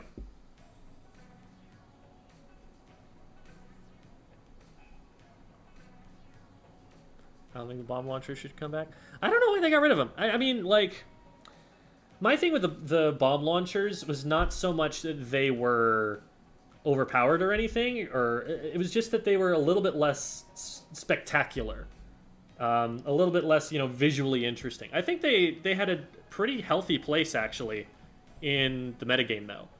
Like, there were some interesting tactics, and they allowed you to do a lot of movement. They didn't lock you in very hard. But the value that you got was only so much, and it was definitely easy to catch someone if they were throwing too many bombs and just run after them and splat them for it. You could really diminish the impact that the special was going to have if you put pressure on them, because they only had so long to throw the bombs. So. Oh wow, I dodged eel tail zones for that entire run. Huh. Lucky me. When looking at weapons like T-Tech and Vanilla Sloshers with identical sub-specials, what would be some good criteria to determine which main weapon one would want to use? Think about... So, that's not the way that I would go about it. The way that I would go about it is to think, what do I like playing? And then find out what in the competitive metagame plays similarly to that weapon. Because, like, the Vanilla Slosher is a midline Slayer. The T-Tech is more of like a Slayer support hybrid. And that's just because of what the main weapon is capable of doing. So they're actually very different. And despite the fact that they have similar, or not similar, exactly the same kits, they're doing... You pick them for very different reasons. How old is Romeo? We've decided that Romeo... We decided either that he's born on Valentine's Day or he was born on Tuxedo Cat Appreciation Day of 2018. Tuxedo Cat Appreciation Day being, I think, like the 29th of January. But we found him, so we don't know.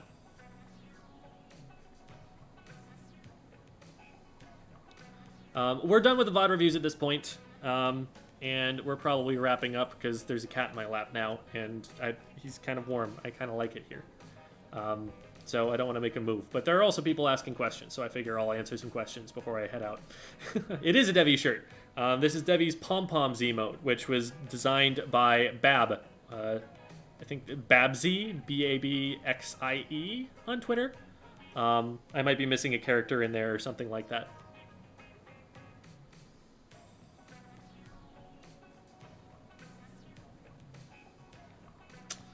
Did you play Salmon Run with all Grisco weapons? I did a little bit on stream. Realizing I like playing as the Nova, but I have no idea how to play support. What resources? So, Nova isn't a traditional support in the sense that it's not there to like have a ton of paint.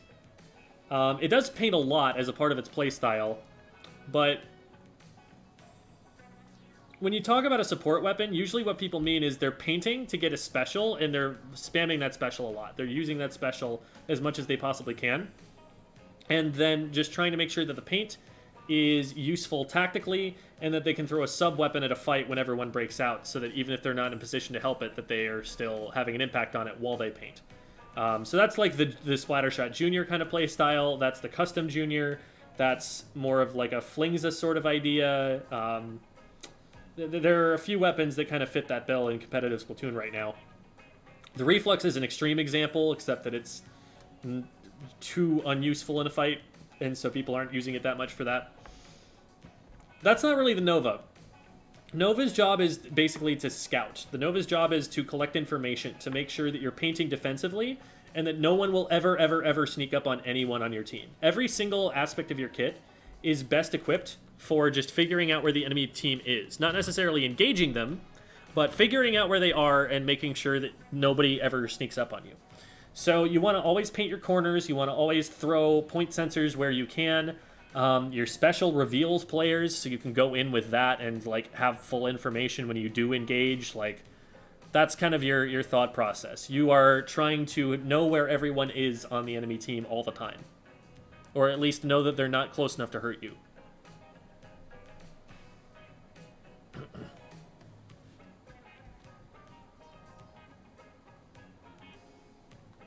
Any mechanical tips for dualies? I think they're severely underrated. I disagree that they're underrated, because I have never seen... There have been people who have tried to push the Glugas, and they always get to something like 2,700 or so. This was in Splatoon 2. They could always get to like 2,600 or 2,700, and they could never break that. It seemed like there was a hard cap right there. So at top level, I just don't feel like they hold up. They have too slow of a fire rate, and so they don't paint enough.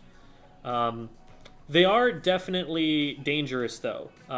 It's not one of those weapons that's like, oh, this is an arrow spray. I can just walk backwards, hold ZR, and beat it. Like, you do need to play very carefully around it, because it is dangerous if you disrespect its range. Mechanical tips. When you throw a wall out there, it's at the perfect distance that you can roll and be right behind the wall. And so that's the way that you want to be engaging on pretty much every fight when you have the ink to be able to do it. It's really difficult for you to farm Booyah, so you kind of have to play around taking up space and doing that sort of thing. And you've got to be really careful about the ink tank, because you're going to be trying to work a wall into that playstyle. So you have to move up pretty gradually as you regain your ink. And I think the advantage that the 52 gal has in that playstyle is that it paints a little bit better and has a little bit better ink efficiency, so that as it's moving forward, it's able to paint more of the map, especially with its higher fire rate, to take up more space before the wall gets shredded and it has to back up again, so that it's able to maintain its position better. Definitely still, it's one of those weapons that's like, I feel like it's outclassed, but not that it's bad, just that there's something that does the same thing better. That's where I'm at on it.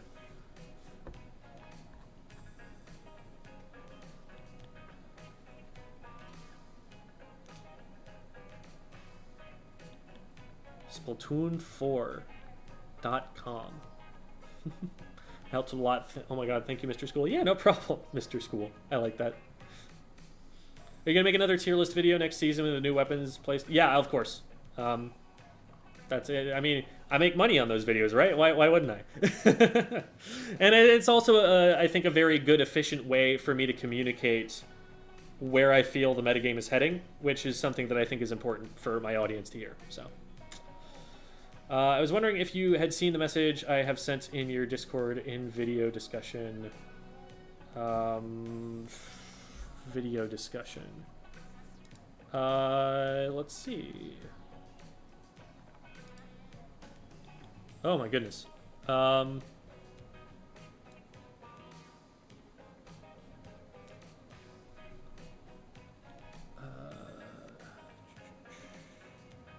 So you see a lot of people in the lower ranks not playing for the amount of time you have left.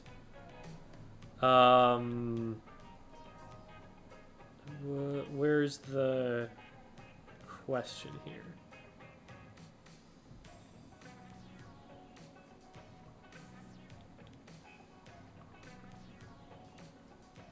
I have made a video on playing to the clock. Like, there's a short out about that.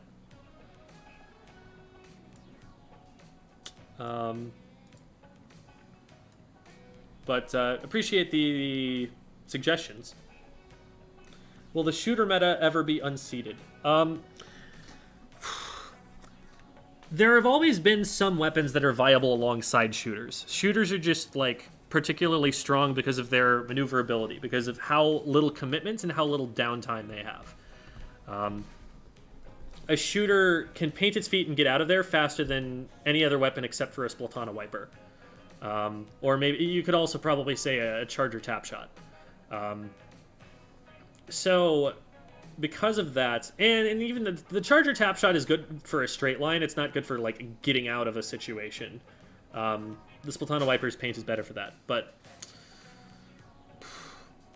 that ability is really strong and will always be an advantage that it has, and it just has to be offset by, the strengths that the other weapons have. Like, a Slosher, a Blaster, they have bigger strengths and bigger weaknesses than the shooters do, and so you need those to be overwhelming enough, those strengths to be overwhelming enough, that there is a reason to pick them over the shooter.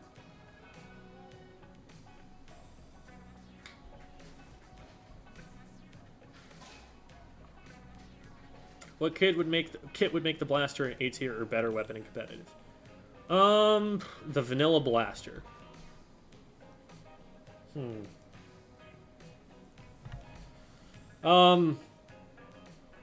mean, a burst bomb would just be kind of evil. That would be a really big deal for it. I definitely don't think that it should get that. Well, I don't know. Grim Range Blaster was strong with it. Yeah, Burst Bomb would be really good. And then...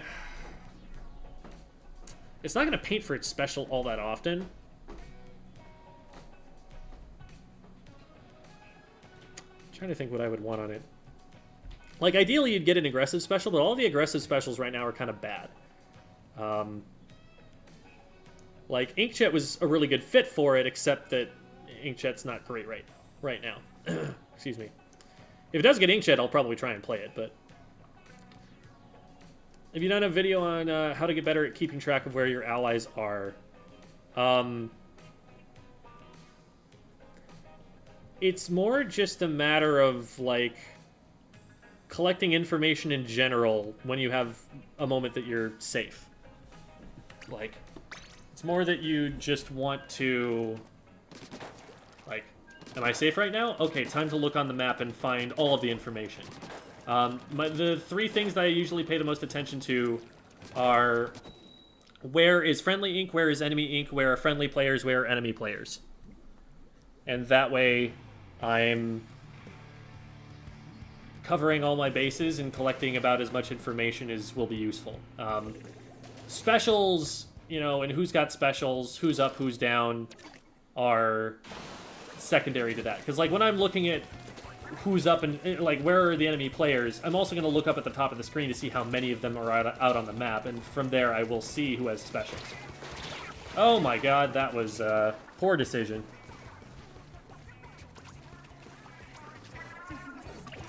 Okay, just a sniper rider left. They're not going to be able to hold very well. I will save you, friend. Maybe. No, I will not. But I will avenge you, and then be avenged.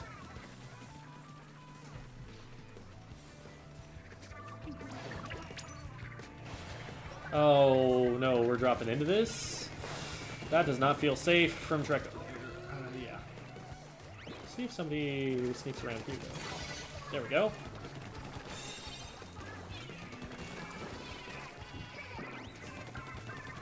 You know, you leave a line of ink like that on the ground, it's very tempting for them to try and paint it.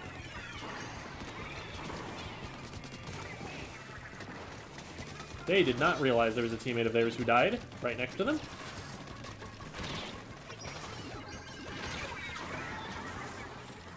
At least it spent all of its time trying to kill me, and we got lead from that. I probably could have just disengaged. But what's the fun of that?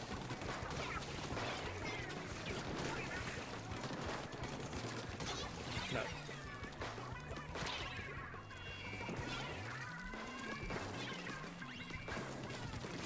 Oh. Well, that's unfortunate.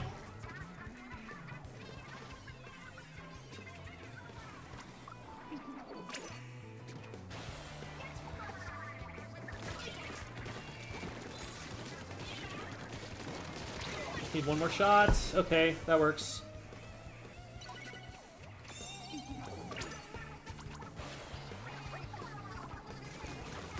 Nice. Okay, that'll stagger them a little bit. Ah, man. Let me sneak forward.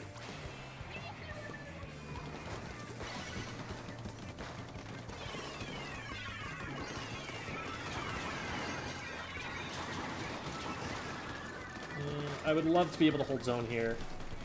Oh, can we do it? I bet we can do it. No, we can't. But we can get 2 picks.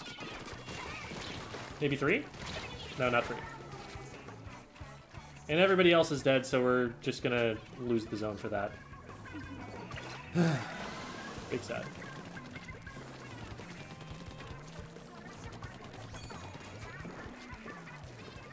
Let's get in on the zone before we lose too much more of it.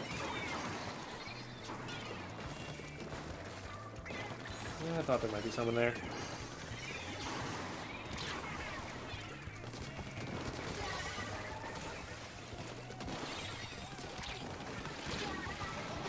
I kept hitting the wall instead of hitting anybody. Man, we're not getting anything done there.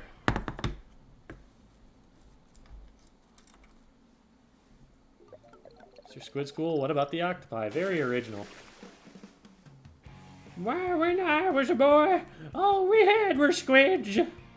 We didn't have any of these octopi walking around here. Not sure I like it.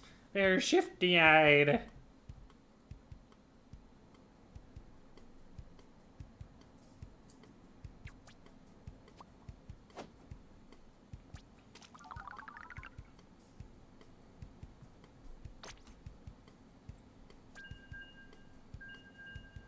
Can't believe Jim is octophobic. Yeah, this is squid racism right here. Can confirm I am shifty-eyed. Hi, Amina. Same.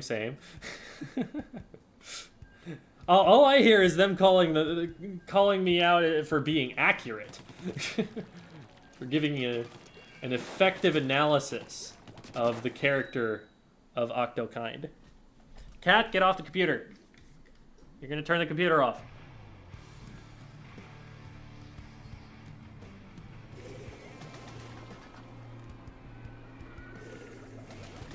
Educational squid form of Germa. People just compare me to Germa because all white guys look the same.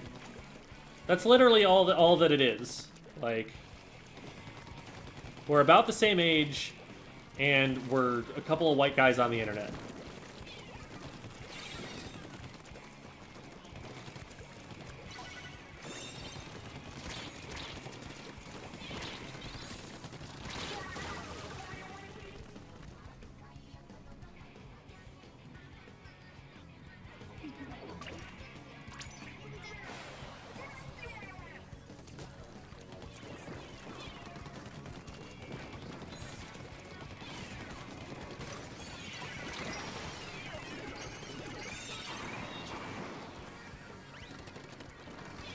Consider not coming after me, though. Just a thought.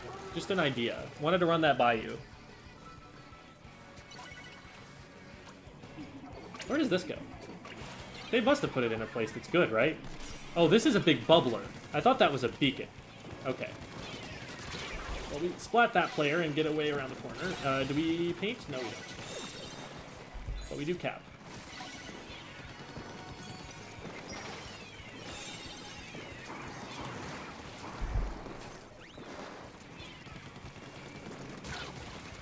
Right on time. Ooh, hello. Ah, no, I got too far ahead of it. Shoot. Overshot. They're coming. And I am not jumping at any of them because they're outnumbered. Oh, cool. Oh my god, cat. He's on my wrists now.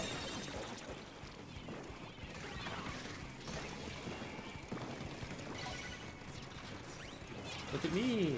Look at me, the funny man, over here dancing in the crowd. Whee! Okay, well, Cat, you are being a real nuisance right now, but I'm sure the chat loves it.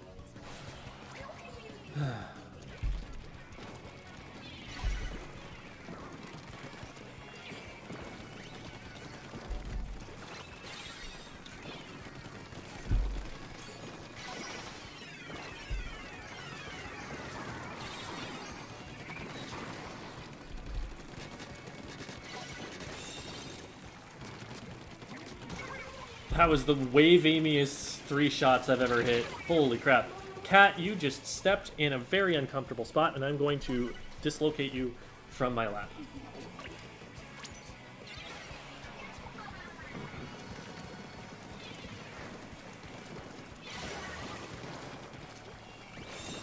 Okay, good cap.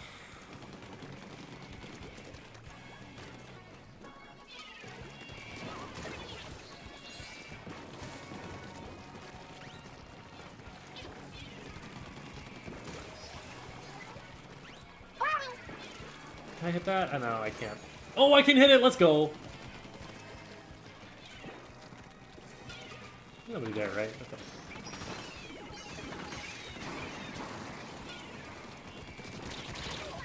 Oh, no. Okay, good. That should be game. We just need to get this one guy, and then we're done. That's game. Alright, that was a good one.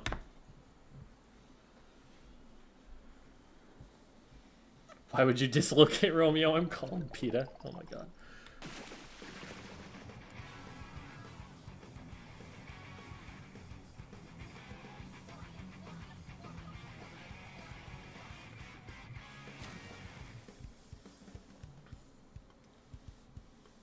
Can we get a gem after dark stream for the YouTube members? For the YouTube members. Is that a thing you can do? Just stream to the members and not to anybody else? I don't actually know. I'm gonna double check. I think I do have a scrim with my team at the top of the hour here, so I might be needed.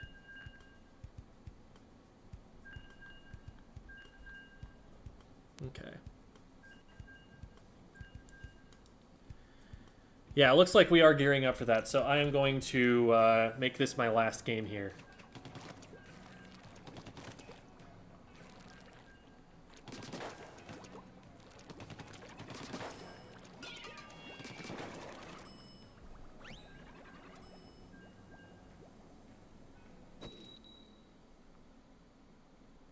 Education needed to teach before the age of 30? All you need is a bachelor's degree.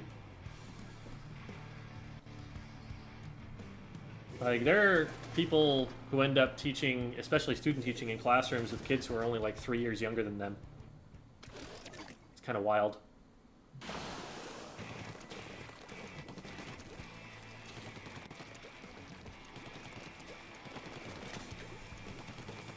There are a lot of problems with the education system right now, but barrier to entry for teachers is not one of them.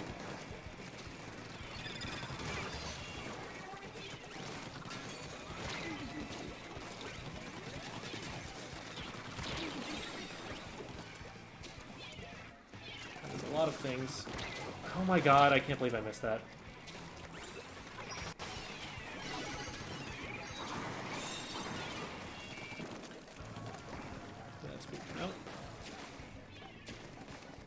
I'm gonna wait for them to get a little bit past me here, and then sneak in.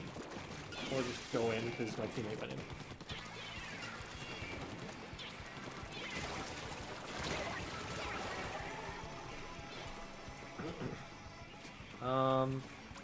That ultimately was a wash, which is good for us, because that means that we keep the zone for all that time. Oh, I thought I could hit the third shot there. Okay, we got one. We alive? Along. Oh. We get behind us. Nope. See, they spotted that coming from too far away. That was a little bit predictable. Should have dealt with the forge first. Alright, well, good first push. Hopefully we can hold from there. Oh, hi. Got them. I'm gonna cut this guy off over here.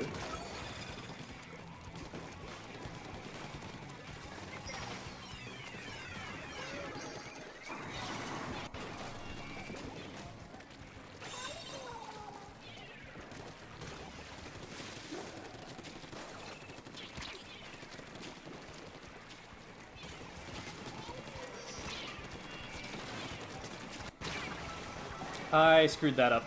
There was a lot that could have happened as a result of that shark, and I didn't get anything.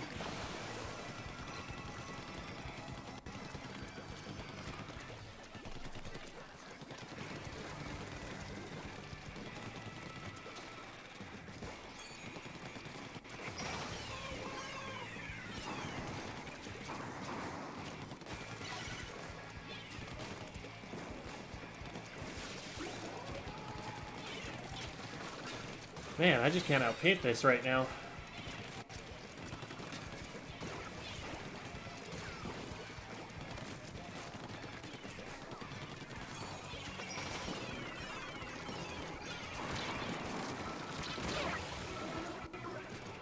Okay, we need to get zoned now.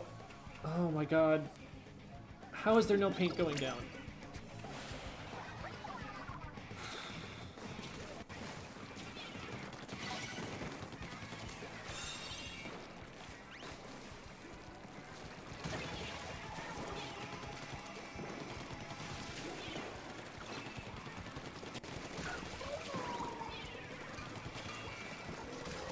Nice. I was looking at that like, wait, are they headed toward it? Are they headed towards that?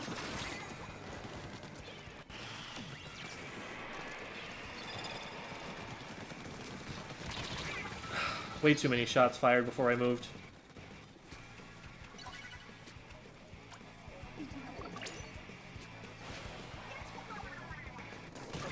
Might be able to hold this.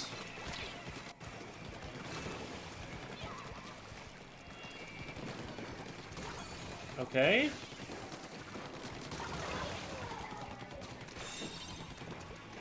That's huge.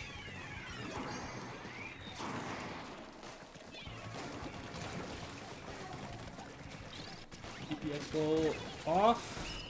Let's go. Whew.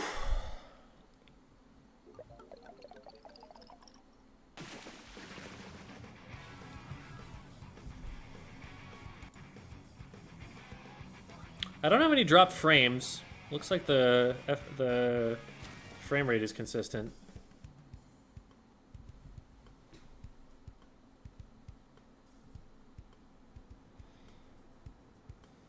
But okay. Always good to end on a win, even if we're right next to a catalog level. So thank you everyone for tuning in and listening to some conversation and some VOD review. I did a lot of stuff on stream today. Thank you again to Hazmy. That was an earlier segment of the stream, so you wouldn't have seen them if you arrived after the internet disconnection. But I'm gonna go and see who we have to raid right now. I'm gonna go and raid Undershirt Man. Looks like he's playing some. He's doing some fishing. So thank you everybody for watching.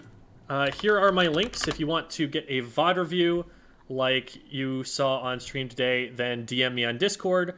There's the Patreon. There's the Metafy. There's a whole bunch of stuff. Oh my goodness, we've got another group of people just in time for us to go and raid somebody else. You'll love to see it. Thanks everyone. And we'll go and raid Undershirt Man now.